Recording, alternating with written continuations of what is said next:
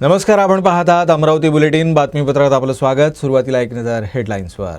Headline presented by Bagde jewellers.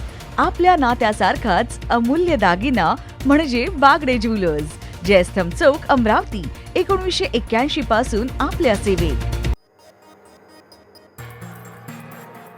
Yavatmal जिल्हा सोडून पश्चिम विदर्भात सिंचनाचा प्रश्न गंभीर. अपुऱ्या पावसामुळे जमिनीत आर्द्रतेचा अभाव. पश्चिम विदर्भातील 7.5 लाख हेक्टरमधील रब्बी रामभरोसे. रब्बी हंगामातील पेरणी कशी करावी, शेतकऱ्यांची चिंता. बस स्थानक भल्या सकाळपासून रात्रीपर्यंत गजबजलेलं असल्याचं चित्र. बस चालकांनाही बस लावण्यासाठी प्लॅटफॉर्म शोधण्याची वेळ. बसमध्ये सीट मिळावी यासाठी प्रवाशांची मोठी स्पर्धा. अमरावती मुख्य बस स्थानक परिसरात सध्या हेच चित्र. आणि गुणरत्न सदावर्ते यांनी दिलेल्या संपाच्या हाकेला प्रतिसाद नाही. एसटी विभागाला 7वं वेतन आयोग लागू करण्यासाठी बंदचे केले होते आवाहन. संपचं आवाहन डावलून अमरावती विभागात एसटी विभाग पूर्ण क्षमतेनं कार्यरत.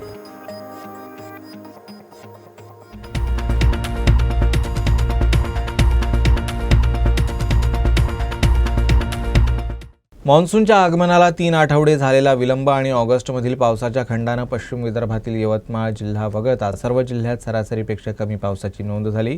त्यामुळे जमिनीत आर्द्रतेचा अभाव असल्यानं रब्बी हंगामातील पेरणी कशी करावी असा प्रश्न शेतकऱ्यांसमोर उभा ठाकला आहे. महिनाभरापासून रब्बी हंगाम सुरू झाला असताना आतापर्यंत फक्त 35,200 हेक्टरमध्ये पेरणी झाली आहे. काही भागात संरक्षित सिंचनाची सुविधा उपलब्ध असल्यानं आता पेरणीला सुरुवात होत आहे. मात्र जमिनीचे पुनर्भरण झालेले नसल्यामुळं भूजल पातळी कमी झाली आहे. त्यामुळं विहिरीचं पाणी हंगामापर्यंत पुरणार की नाही अशी शंका शेतकऱ्यांना आहे. पश्चिम विदर्भातील यंदाच्या रब्बी हंगामाकरिता 7,45,851 हेक्टर सरासरी क्षेत्र आहे. त्या तुलनेत सद्यस्थितीत फक्त 4% क्षेत्रात पेरणी झाली आहे. आता सोयाबीनचा हंगाम शेवटाला आहे.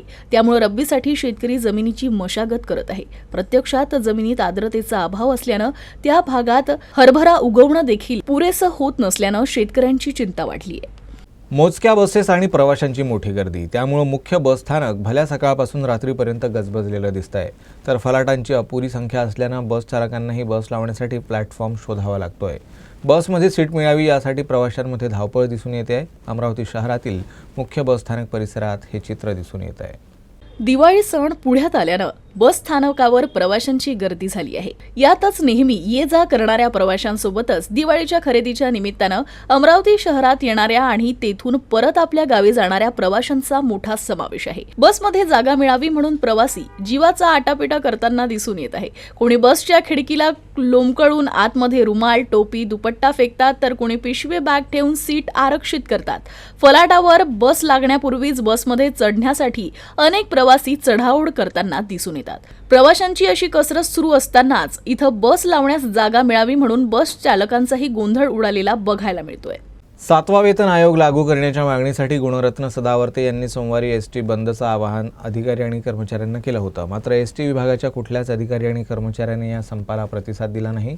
विशेष म्हणजे अमरावती विभागात एसटी विभाग पूर्ण क्षमतेनं काम करत होता. 7वं वेतन आयोग लागू करण्याच्या मागणीसाठी गुणरत्न सदावर्ते यांनी दिलेल्या एसटी बंदच्या आवाहनाला केराची टोपली दाखवीत अमरावती विभागातील 8ही आगारातून बस सेवा सुरू आहे. कुठलीही बस सेवा थांबली नसून सर्व कर्मचारी अधिकारी कामावर रुजू झाले आहे. त्यामुळे या संपाला मोठ्या प्रमाणावर कर्मचारी कामगार सहभागी होणार असल्याचा दावा करण्यात आला होता. मात्र हा दावाही फोल ठरताना दिसून येतोय. 7वं वेतन आयोग लागू करण्याच्या मागणीसाठी गुणरत्न सदावर्ते यांनी दिलेल्या एसटी बंदच्या आवाहनाला कोणताच प्रतिसाद मिळताना दिसत नाहीये. अमरावती विभागाच्या सकाळच्या सत्रात 100% वाहतूक सुरू आहे. जवळपास 2 वर्षापासून एसटी महामंडळाचं विलिनीकरण, 7वं वेतन आयोग आदींसह विविध मागण्यांसाठी संप पुकारण्यात आला होता. एसटी कर्मचाऱ्यांच्या या उत्स्फूर्त संपात गुणरत्न सदावर्ते यांनी उडी घेतली. या संपानंतर एसटी कर्मचाऱ्यांची संघटना त्यांनी सुरू केली. आता सदावर्ते यांनी एसटी संपाची हाक दिली. मात्र सदावर्तेंच्या आवाहनाला प्रतिसाद मिळाला नाही. अमरावती मध्यवर्ती बस स्थानकामधून आज सकाळी सर्व लांब पल्ल्याच्या बसेस वेळेवर रवाना झाल्या, तर जिल्ह्यातील बस सेवा ही सुरळीत सुरू झाली आहे. ग्रामपंचायत निवडणुकीचे निकाल आले असून अमरावती जिल्ह्यातील चांदूर रेल्वे तालुक्यातील दोन्ही ग्रामपंचायतींवर भाजपनं झेंडा रोवला आहे.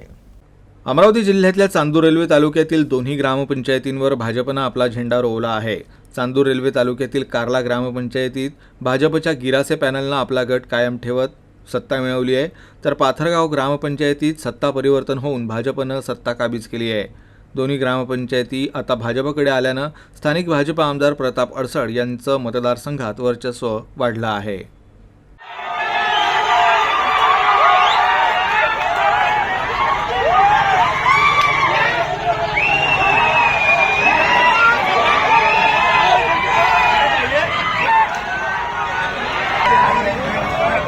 रबी हंगामाला सुरुवात झाली आहे, मात्र शेतात कृषी पंपांना सुरळीत वीज पुरवठा होत नसल्यानं शिवसेनेचे प्रकाश मारोटकर यांच्या नेतृत्वात शेतकऱ्यांनी नांदगाव खंडेश्वर इथं वीज वितरण कार्यालयात धडक दिली. वीज पुरवठा सुरळीत करावा, अन्यथा तीव्र आंदोलन करण्याचा इशारा यावेळी देण्यात आला. रबी हंगामाला सुरुवात झाली असून वीज वितरण कंपनीच्या नाकारतेपणामुळे कृषी पंपांचा वीज पुरवठा सुरळीत होत नाहीये. या विरोधात शिवसेनेचे प्रकाश मारोटकर यांच्या नेतृत्वात शेतकऱ्यांनी वीज वितरण कंपनीच्या कार्यालयात धडक देऊन वीज पुरवठा सुरळीत करण्याची मागणी केली.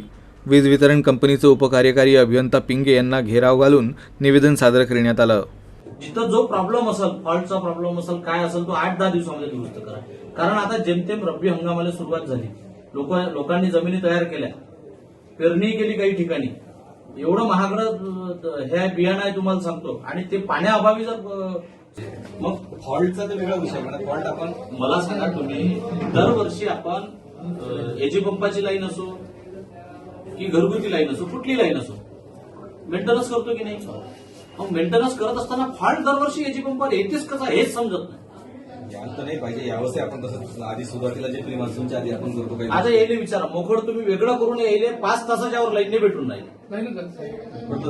किती वेळा लाईन जाते? आपण आता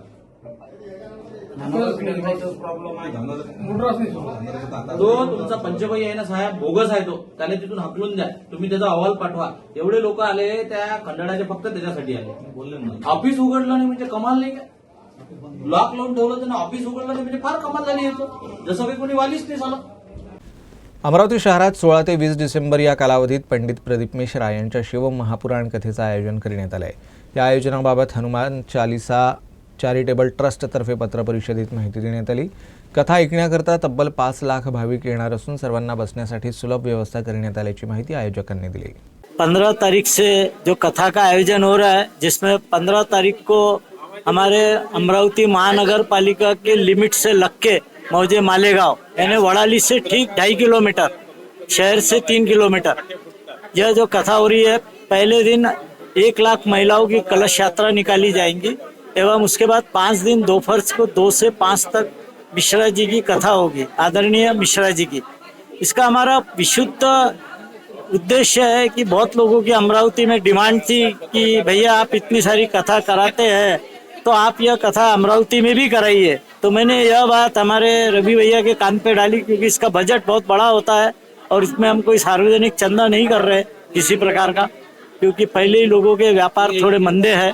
तो रवि भैया ने और खासदार नवनीत राणा ने इसकी पूरी जिम्मेदारी उठाई है और पूरे जिम्मेदारी से एक न भूतो न भविष्य, तो भविष्य में तो होंगे ही अच्छे काम. अमरावती को वरदान है, एक एक आदमी एक एक संस्था का काम करता है, तो बहुत अभूतपूर्व ऐसा आयोजन रहेगा. इसके लिए हमारी कल सभा रखी गई है. सभी के सुझावों का, सभी के बातों का वहाँ पे सुन के सुझाव सबके, कई लोग कथा में जाके आए हैं अलग अलग जगह, हमारी टीम भी जाके आई है. तो कल मैं निवेदन करूंगा कि दोपहर 1 बजे सांस्कृतिक भवन में तो शाम को 6 बजे तक सब लोग पधारे और अपने अमूल्य सुझाव दे, ताकि यह कथा का आयोजन अच्छे ढंग से हो सके. पेन्शनधारकांवर होणाऱ्या अन्यायाला वाचा फोडण्यासाठी शासकीय कर्मचारी आणि निवृत्त कर्मचाऱ्यांनी आता एल्गार पुकारला आहे. नवी दिल्ली येथील रामलीला मैदानावर देशव्यापी महाआंदोलन करण्याचा इशारा देण्यात आला आहे. आज इथे अमरावती जिल्ह्याचा मेळावा होता. मोठ्या प्रमाणात लोक आलेले होते आणि आम्ही आता आगामी आमचा जो 7 डिसेंबरला दिल्लीला रामलीला ग्राउंडवर जो मोठा कार्यक्रम आहे, फार मोठं प्रदर्शन आहे, आणि त्यानंतर 8 डिसेंबरपासून जंतर मंतरवर जे आमचं उपोषण आहे, साखळी उपोषण प्रत्येक राज्याचं, त्याच्याबद्दलच्या चर्चा आणि माहिती झाली.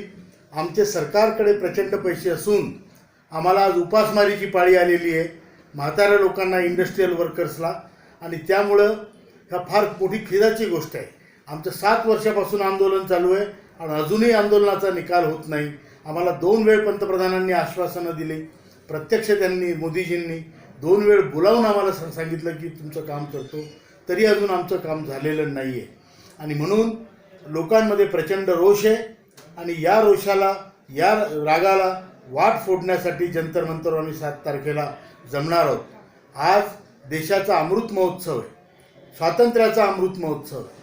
आणि या अमृत महोत्सवात जर म्हाताऱ्या लोकांना, ज्येष्ठ नागरिकांना त्यांचे स्वतःचे पैसे सरकारकडे जमा केलेले असताना जर त्यांना उपासमार होते, तर त्या अमृत महोत्सवाला किंवा या स्वातंत्र्याला कितपर्यंत अर्थ आहे असा प्रश्न आम्हाला पडलेला आहे.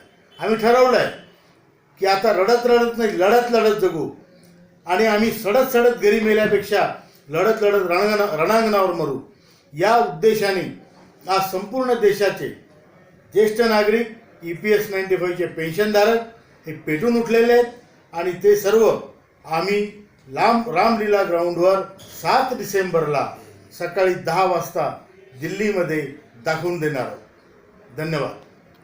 पंतप्रधान पोषण शक्ती निर्माण उपक्रमांतर्गत अमरावती जिल्ह्यातल्या वरुड तालुक्यातील करज गावातल्या जिल्हा परिषद शाळेत परसबाग तयार करण्यात आली आहे. शिक्षक आणि विद्यार्थ्यांनी परिश्रमातून ही परसबाग साकारली आहे.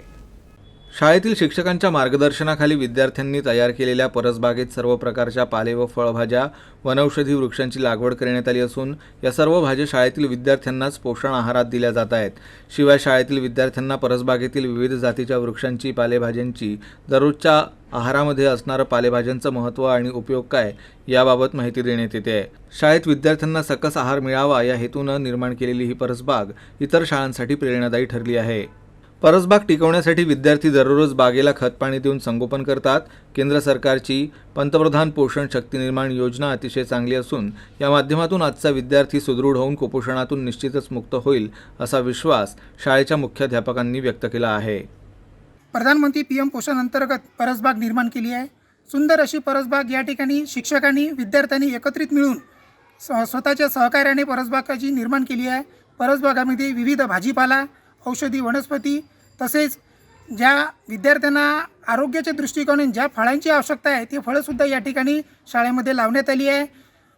प्रधानमंत्री पोषण अंतर्गत विद्यार्थ्यांना सकस आहार मिळणे हे उद्दिष्ट प्राप्त करण्यासाठी जी परसबाग या ठिकाणी तयार केली आहे, त्या परसबागाच्या माध्यमातून विद्यार्थ्यांना शिक्षणासोबत सकस आहार कसा मिळेल, कारण याचीसुद्धा या ठिकाणी सर्व शाळेनी, मुख्याध्यापकांनी दक्षता घेतली आहे. परसबाग बागेमध्ये पूर्ण भाजीपाला आपल्या मुलांच्या खाण्यापिण्यात जी वापरले जाते त्या माध्यमातून यांचे पोषण होतात. त्या आरोग्याने मुलांची कशी देखभाल होते आणि त्या आरोग्याचा म्हणजे भाजीपाल्यांचा जो वापर होतो तो चांगल्या प्रकारे होतो आणि यांचे आरोग्य चांगल्या प्रकारे होते. विद्यार्थ्यांना सूक्ष्म सत्व मिळतात, तसंच त्यांची जी आहे शक्ती ती त्यांच्यात निर्माण होते. आणि ही जी परसबाग आहे ही आम्ही सर्व शिक्षक आणि आमचे विद्यार्थी या मिळून तयार केलेली आहे. आमचे विद्यार्थीसुद्धा त्यांना पाणी देतात, शिक्षकसुद्धा पाणी देतात आणि नवीन नवीन प्रकारचे काही जे फळभाज्या आहेत त्याची लागवड करतात. जे शाळेत ते खिचडीमध्ये टाकतात आणि ते आम्ही खिचडी दररोज खातो. आमची शाळेत पालेभाज्या खूप लावलेल्या आहे, असे फळभाज्या खूप लावलेल्या आहे, वांगे, टमाटर इत्यादी.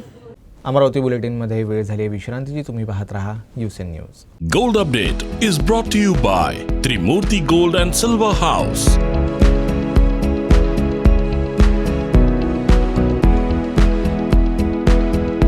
Gold Update is brought to you by Trimurti Gold and Silver House. पापा, इतनी बारिश में बाहर कहाँ जा रहे हो?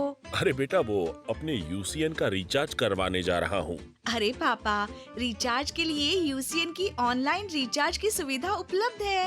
हाँ, क्या बात कर रही हो? हाँ पापा, आप फोन पे, गूगल पे, पेटीएम ऐसे किसी भी UPI ऐप से ऑनलाइन रिचार्ज कर सकते हैं और आपके द्वारा किया गया पेमेंट आपके केबल सर्विस प्रोवाइडर तक इमीडिएट पहुंच जाएगा.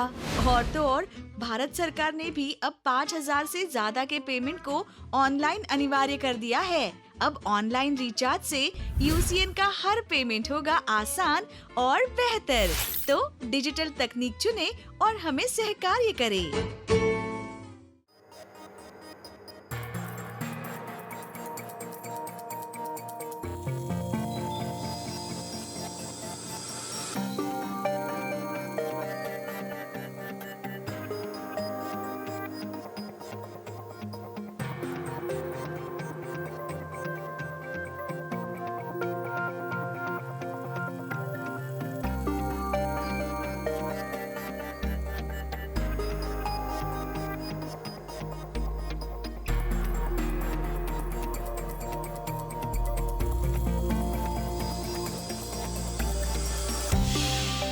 बुलढाणा खामगाव मार्गावर कंजारा गावाजवळ 2 दुचाकींचा अपघात झाला. या अपघातात दोन्ही दुचाकी चालकांचा घटनास्थळीच मृत्यू झाला.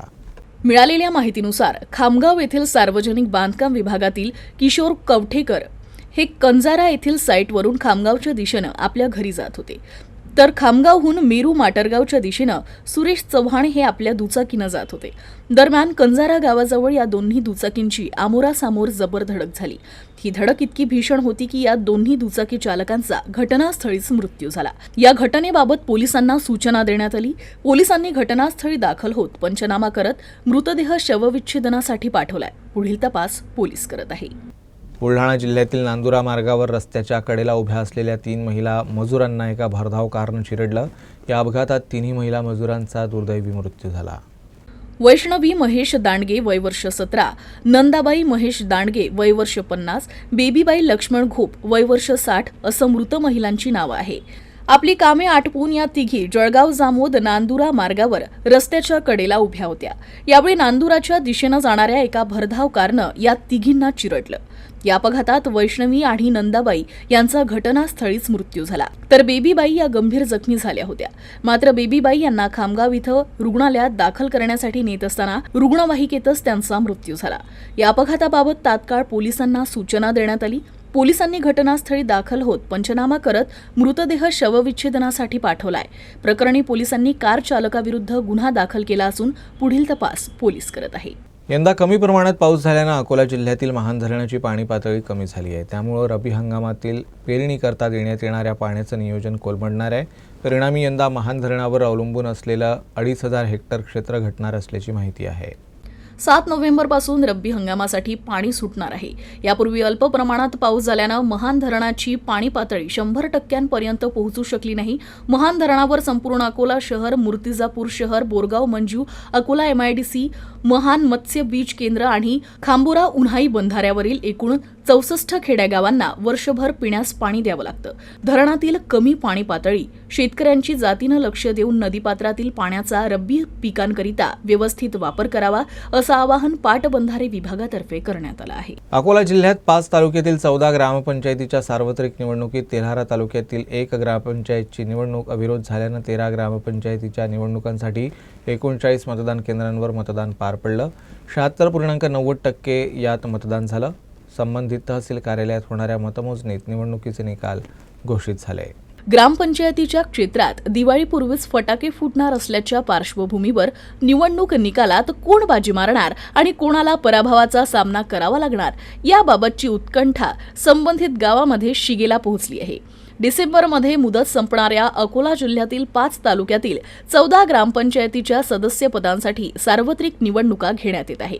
तेल्हारा तालुक्यातील बारूखेडा ग्रामपंचायतीची निवडणूक अविरोध झाल्यानं 13 ग्रामपंचायतीच्या निवडणुकांसाठी रविवारी सकाळी 7:30 ते संध्याकाळी 5:30 या वेळात मतदान घेण्यात आलं होतं. सोमवारी दिनांक 6 नोव्हेंबरला संबंधित तहसील कार्यालयात मतमोजणी होणार असून दुपारपर्यंत निवडणुकीचे निकाल जाहीर होणार आहे. शेवटी पुन्हा एकदा ठळक घडामोडी. Headline presented by Bagde jewellers. आपल्या नात्यासारखाच अमूल्य दागिना म्हणजे बागडे ज्वेलर्स. जयस्तंभ चौक, अमरावती. 1981 पासून आपल्या सेवेत. यवतमाळ जिल्हा सोडून पश्चिम विदर्भात सिंचनाचा प्रश्न गंभीर. अपुऱ्या पावसामुळे जमिनीत आर्द्रतेचा अभाव. पश्चिम विदर्भातील 7.5 लाख हेक्टरमधील रब्बी रामभरोसे. रब्बी हंगामातील पेरणी कशी करावी, शेतकऱ्यांची चिंता. बस स्थानक भल्या सकाळपासून रात्रीपर्यंत गजबजलेलं असल्याचं चित्र. बस चालकांनाही बस लावण्यासाठी प्लॅटफॉर्म शोधण्याची वेळ. बसमध्ये सीट मिळावी यासाठी प्रवाशांची मोठी स्पर्धा. अमरावती मुख्य बस स्थानक परिसरात सध्या हेच चित्र. आणि गुणरत्न सदावर्ते यांनी दिलेल्या संपाच्या हाकेला प्रतिसाद नाही. एसटी विभागाला 7वं वेतन आयोग लागू करण्यासाठी बंदचे केले होते आवाहन. संपाचं आवाहन डावलून अमरावती विभागात एसटी विभाग पूर्ण क्षमतेनं कार्यरत.